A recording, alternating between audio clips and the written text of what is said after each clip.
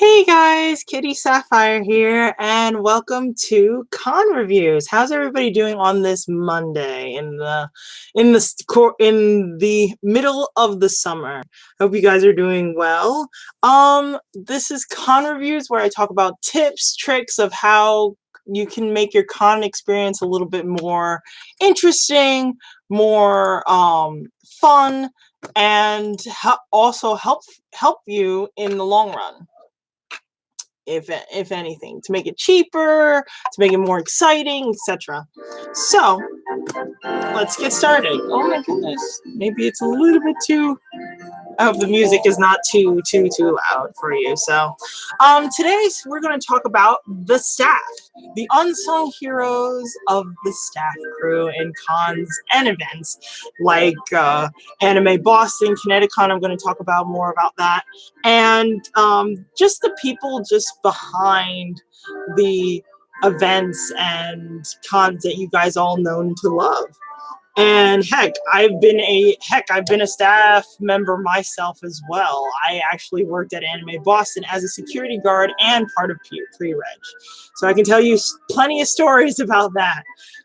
So I'm going to talk to you about my personal experience as a staffer, and I'm going to talk about the pros and cons of, no pun intended, ba-doom-ching. Anyway, I'm going to talk to you about the pros and cons of the staff members and why it's so important, how it can be a little bit challenging when you're dealing with fellow staff members or just staff in general that might not necessarily agree with you, or the experience is less than ideal, that type of stuff. And then also I'm going to talk about the dynamics between the staff and attendee, how one side can view the other, etc., and maybe build with a little bit of my personal experience and some information from various people that I've dealt with, worked with, the co-workers.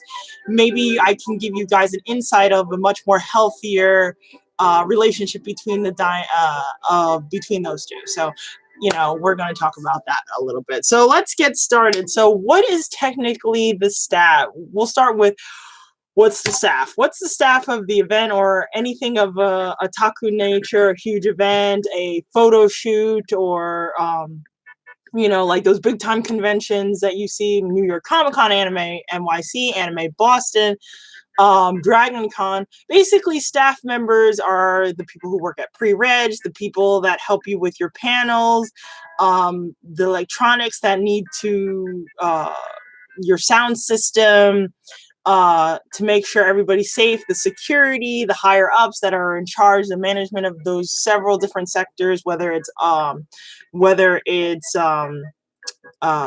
the art department, the reg department, security department, workshop and panels department, the electronics and sound system department, the kid care department, and the list goes on and on.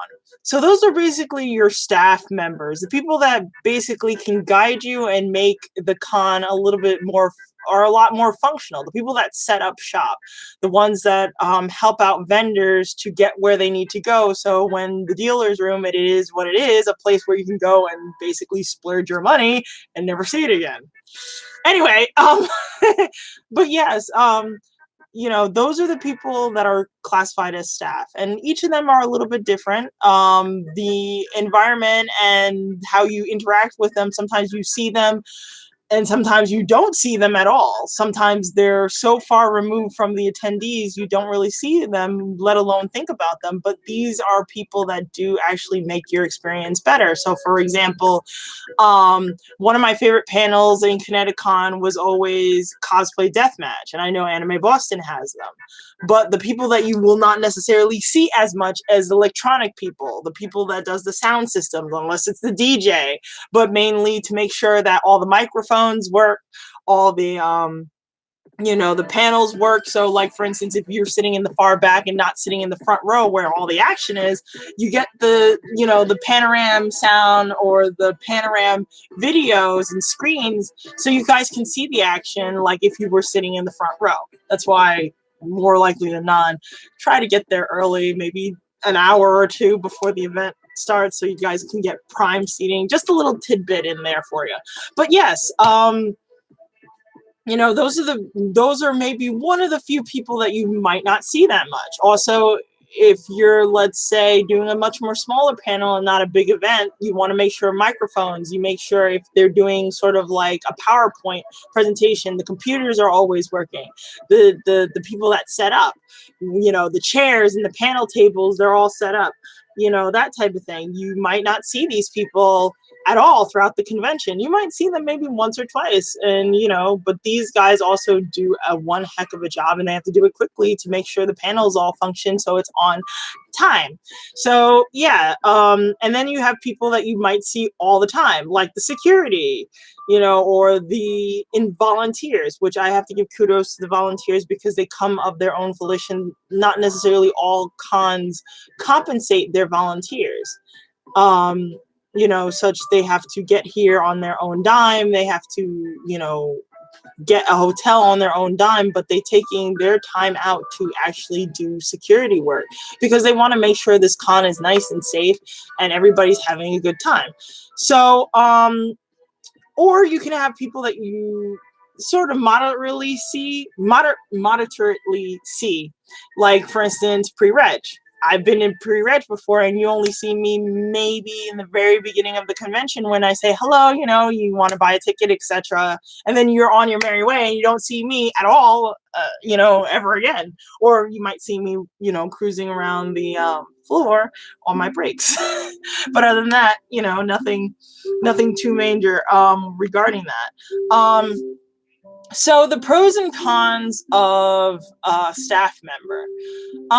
Mainly the pros, because the pros are a lot more easier and a lot more longer than cons, based on my personal experience. For many cases, from what I've heard, a lot of people, the pros of being a staffer is not just the fact that you get to make all the decisions, and sometimes the decisions are kind of on the rough side, but you get to find and bond with the most incredible people from all different types of walks of life. Your coworkers, they're pretty much a miniature family, and they all look out for you for the most part, based on my personal experience. For example, Anime Boston, they have a wonderful relationship with each other regarding the staff. They treat you like family. They, you know, the coworkers, they know you, they keep in contact with you throughout the whole entire year, and then you come back and it's like a family reunion. Just minus all the possible fights and, you know, borrowing of money and etc. Of that, you're more on everybody is here for a single mission, is to make this convention great, habitable, and fun for everybody. And I think that's beautiful that you can make, you know, such, you know, cool relationships. And even if you're, you know, mainly awkward, like most of us, you know, geeks and nerds are known to be, this is a way to exercise or flex your social skills by talking about something that you really, really like, something that you really appreciate. And not only the fact this is just another arena where you can network, but also it's just a way to formulate friends. And it is wonderful. Another pro about being a staffer is you get to harness skills that you would say that people would technically use in the real world to something that you actually like. So for instance, if you worked at cashier or courtesy desk, working at pre-reg is nothing to you. It's a known territory, but you get to see amazing cosplayers every 5 minutes or every 30 minutes, or, you know, stuff like that. You get to talk with people that more likely are very well mannered, and you have to deal with too much of a headache. You know, there's maybe one or two headaches, but it's like very rare. Also, with having being a pro staffer, they take care of you. They any good management of any given sector of staff, they usually, for the most part, take care of their own. They make sure you guys are well fed. They want to make sure you guys are healthy. If you guys are feeling a certain way, they want to know about it. They want to make sure you're feeling as comfortable as possible, because these are long hours. They're long hours. If you don't necessarily set up your schedule ahead of time, they might be working you at least a good 8 hours.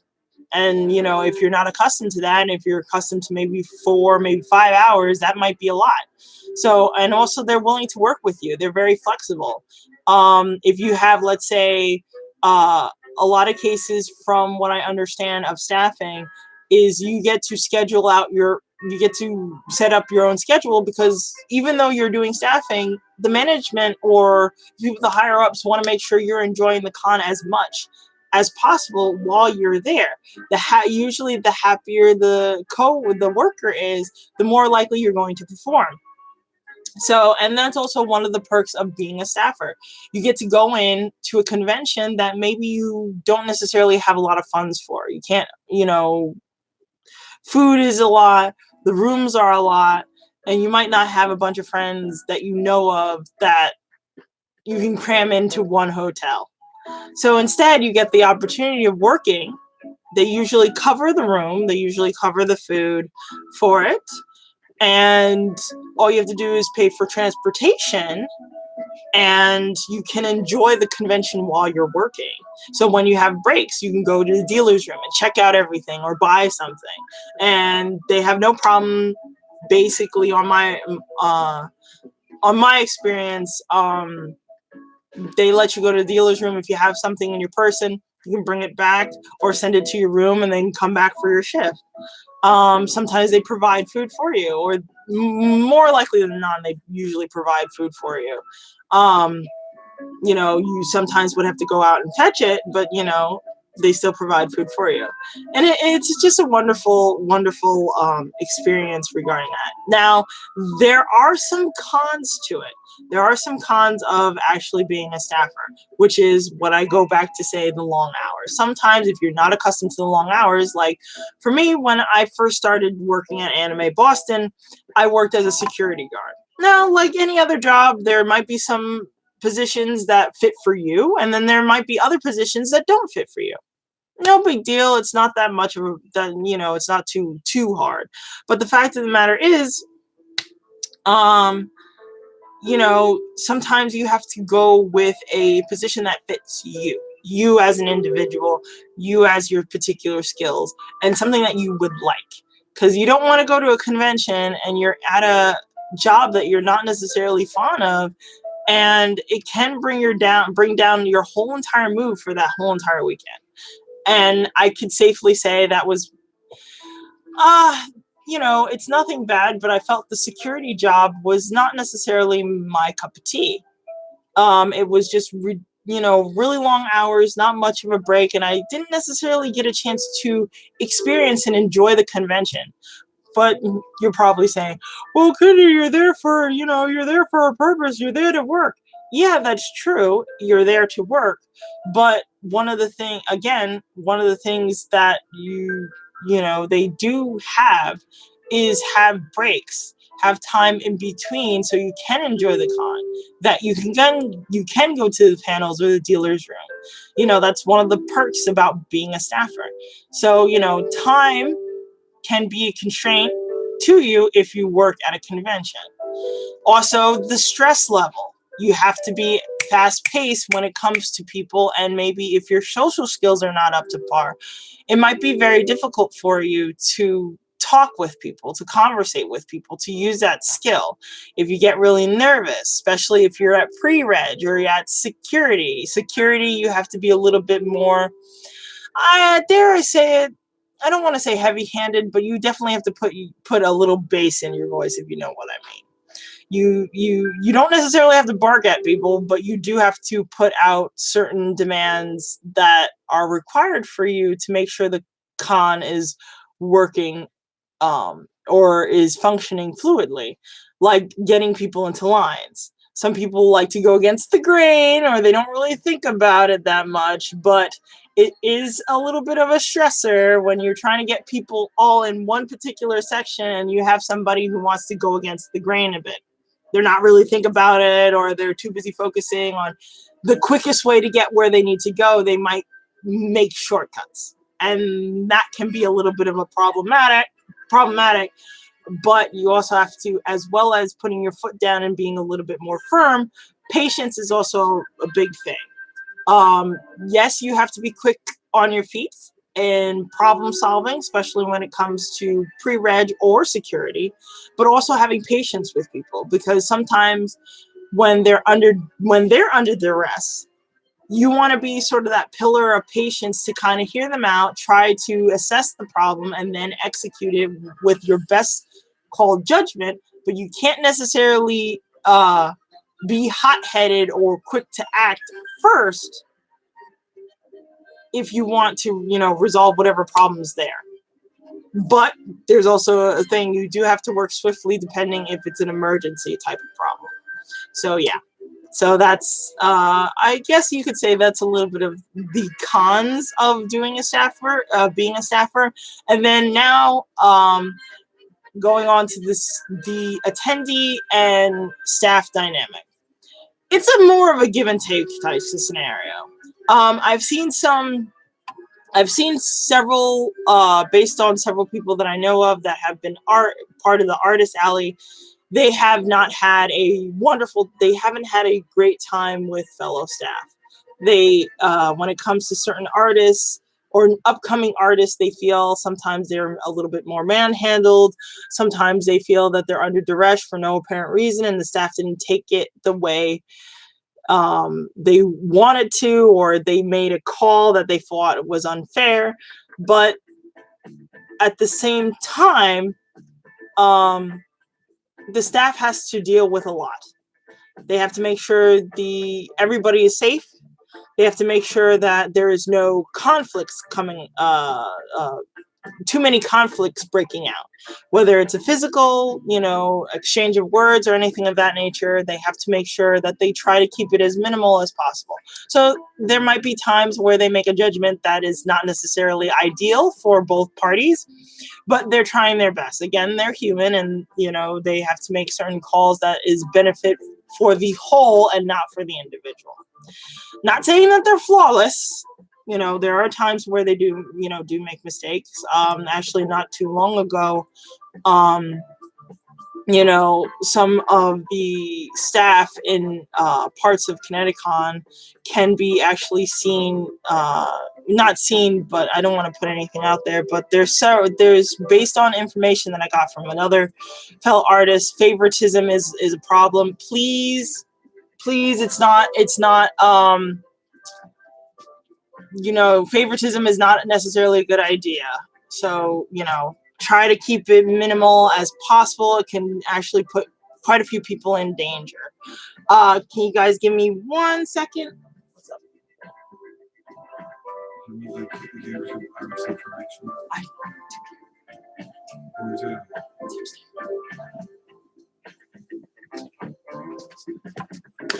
I'm sorry about that, guys. But yeah, favoritism is definitely not a good thing on the security staff. So please, it's not ideal. And then also, some people get short end of the stick for no apparent reason. That's not necessarily a good sign on anybody's part. Also, when people are basically barking orders, like the security staff, dare I say it, is basically the front lines of utmost of all the cons. So they get to see a large quantity of stuff, both the good and the bad of cons, whether it's Goku basically having a all-out fight with Vegeta in the middle of the conference room, Sora and Riku basically bickering on who gets to take out Kairi, and if several of the ninjas from Naruto can't get their act together because basically the Tachi clan is tearing all over the room. They get to see it all. They get to see the blood, sweat, tears, princesses in trouble, monsters basically be unjustly accused for something that they didn't do, besides, because of their size, because the Gundams couldn't necessarily help themselves and, fire off the first shot or something like that. They get to see everything. So, it's more or less try to give them the break. But at the same time, staff has to be a little bit more, when it comes to security, be compassionate. These are people who, if you were in their shoes and you were an attendee or anything of that nature, you want the con to flow as smoothly as possible. But also hear them out and understand, where they're coming from regarding, like, if they're lost, they got separated from their family and they need help, or like, there is some conflict in maybe the vendors or dealers room and stuff like that, and they were, accused of something that, we won't get into, but stuff like that. So it's one of those dynamics that has to be a give and take type scenario. So the attendees have to be a little bit more patient. Well, not I won't have to be a little bit more patient, more understanding about where the staffers are coming from, because they're trying to make this con the best con that they can ever have. Like, if it was the last con that you'll ever be at, they want to make sure everything is moving smoothly. So they have to think of more of the collective than the individual. But at the same time, the staff has to be compassionate towards their attendees as well, because they want to make sure everybody is safe and everybody's having a good time. I kid you not, even though I'm no longer part of the security, when I'm part of pre-reg, I try to give them at least a little smile. I know, and this is just me at Anime Boston. Usually I put on a little music. I have an anime playlist of all the different soundtracks, from all the way from the old classic Dragon Ball Z to modern day Rise of Shield Hero and Naruto and The Promised Neverland, the intro and outro. And then, luckily it's low enough so you guys can hear me, because a lot of, it's kind of crazy. You get a lot of people, really excited, and they're talking among themselves and stuff. And then I always compliment them if they have a cosplay or what their interests are, and start a little small sense of dialogue to give them revved up for the convention. So, yeah. So staff, unsung heroes. Hopefully you guys think about that when you guys enter into a con, and maybe say thank you every once in a while. Gives them a little smile that they're like, yes, I'm doing a good job. It's really important, because without them, we couldn't have a functioning, wonderful convention. It's just, we couldn't do it without them. So besides doing con reviews today, I did also promise you guys a surprise unboxing. I did get something in the mail, and I was like, another one. And just today has been just a wonderful day. I had an awesome weekend. I hope you guys had a wonderful weekend. It was the 4th of July in America. So, there's that, spending time with family and stuff like that. And then just this morning, besides the package that just came in, Pokemon. God, Pokemon. They just did a trailer this morning. Of course, I'm going to go into more detail on that on Wednesday. Wednesday for Pokemon. So I'm going to go into great detail about that a little bit later in this week, but just not today. But yeah, so between that, I'm just feeling really good, and it just made me really happy to come and see you guys for con reviews. So yeah, so I'm going to do this quick unboxing. I hope you guys enjoy it regardless. And, after that, then you guys can go on your merry way, because I have a little bit of a surprise later, hopefully later on, maybe not this week, maybe the following week. I don't know. I did put out a poll on Twitter and maybe Facebook and Instagram and my Patreon on seeing what you want me to do for a week. So yeah, I have to wait until those things come in. So, but moving on to the unboxing. So this is what I got. This is what I got in the mail, and usually it's a giant Pikachu. See, it's a giant Pikachu. Now, I have a couple of friends overseas, and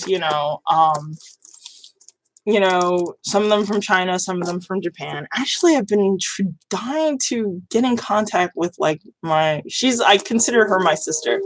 And I sent out a message for her, and I haven't heard from her back, so I'm a little concerned, you know, just seeing how she is, because she said she was going to be in the area. So, but yeah, every so often, my friends send me stuff. And, unfortunately, we only have one Pokemon Center in the whole freaking state or country. So it's like, ugh. So unfortunately, I don't get the luxury to go to the various Pokemon centers that is in Japan. So hopefully, when I go back, I'll be able to get that opportunity. But we'll see if I'm good and if I have the finances for it. What is this? Okay. Okay, I don't think I recall buying a shirt, but okay. Because I know I would actually in the long run would like to create a shirt, but this is like the box I got it. Like, the plastic is really adorable, it has Pikachu on it and stuff. So, it's like, yay! Anything from the Pokemon Center is like totally cool. I don't know. It's just my friends are just wonderful and stuff like that. So, hopefully I'll get a chance to visit the rest of them, because when I was in Japan last, which was last year for around Valentine's Day in February. Thank you, my dear boyfriend. There was one person that I wanted to meet, and I didn't get a chance to go to Yokohama.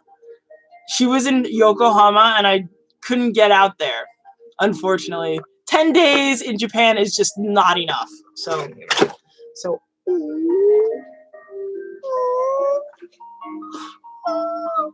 Look.